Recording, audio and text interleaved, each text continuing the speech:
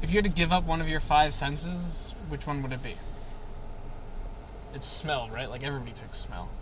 It's the one that we think of probably the least. I don't really have a sense of smell though. I'm like very nearly smell blind, and it impacts my life in ways that you really wouldn't expect. For example, it's part of a long list of reasons that I'm about to have McDonald's for dinner, so I'm loving it. Frankie's eating habits. Well, from when he was little, Frankie never liked different textures. He wouldn't eat any meatballs or pasta or anything that we cook normally after baby food, any adult food. And he does eat food in restaurants. He eats chicken, French fries, pizza. Those textures don't bother him. They're gonna react. Should I get a McFlurry? I've been debating a McFlurry. What do you guys think? McFlurry? Yes, no? I'm gonna say no. It's bad for you. It's worse for you. As a kid, he was very picky. Coming from an Italian family, I like pasta, we like Italian food, and he tried a little bit when he was a baby, but never was really much of a big eater. Was a hot dog eater when he was a child, and your basic chicken and pizza, basically. Could I get 2 plain McChickens, a medium fry, and a medium Coke, please?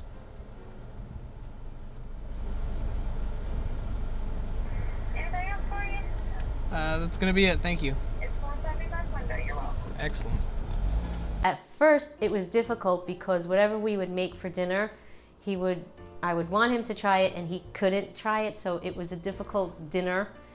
Once I figured out that he only had a limited amount of things that he would like, it was always just, Frankie, what would you like for dinner? Pizza or chicken? And then it became really easy for me because he only had 2 choices.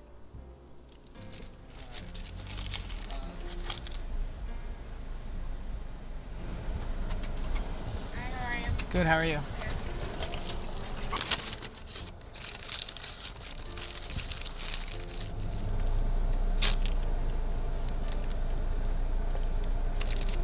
What's the best thing that's not on their menu?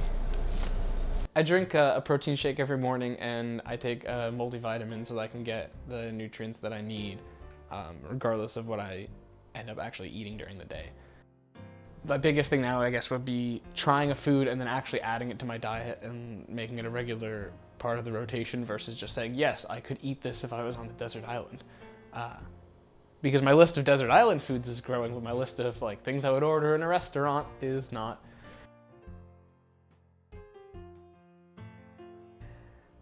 The older I've gotten, it's worked in 2 ways. Part of me, with each passing year, is a little bit less concerned about the fact that I eat like this and have this disorder because it's,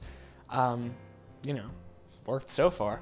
And part of me starts to want to take a little more responsibility for this kind of stuff and try and expand my diet and expand my palate and be able to do things that normal people can do, like go out to a restaurant or go out and make a food.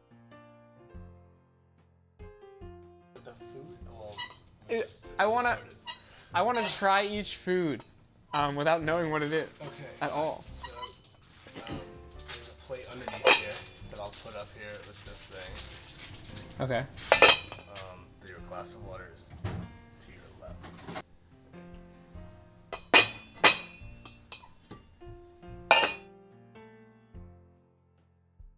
The Right side. the right side of the plate.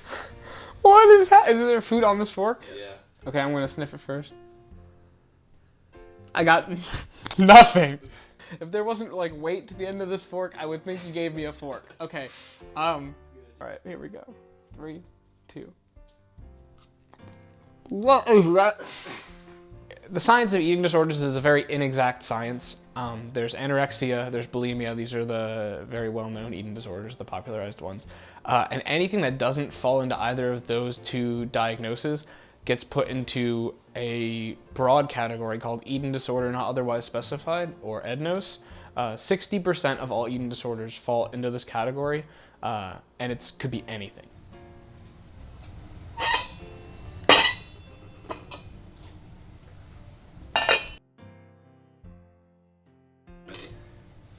The fork has food on it? Yeah.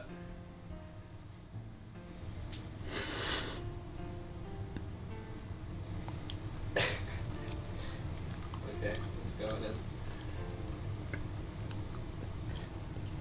Thus. Pizza? Pizza. As a food, pizza, 5 stars. This pizza, 1 star. When I go to restaurants, I'm always very embarrassed to order. I'm always the one that's ordering, like everyone's ordering fancy meals or like interesting dishes, and I'm ordering the same thing that I could cook for myself at home. Well, when Frankie was little, we always did the ordering for him, and we said, you know, he wants chicken nuggets and french fries, plain, nothing on them. No ketchup, no honey mustard, don't even put it on the plate, don't even bring it out. So most of the time, people adhere to that. But there's sometimes that's just the basic condiment, you know, people put ketchup and then they would just put it on the plate, but then Frankie wouldn't want it touching his food. So there were sometimes I had to send it back. I mean, I really can't go to foreign restaurants at all. I really can't go to fancy restaurants at all. I do go to them, I just don't eat, which is frustrating and a weird part of the experience.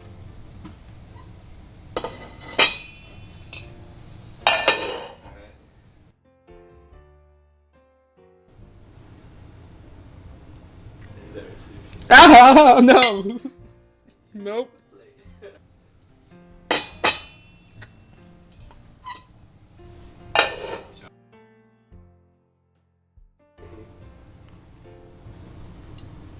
Did I just drop it? It's on the very back of the fork.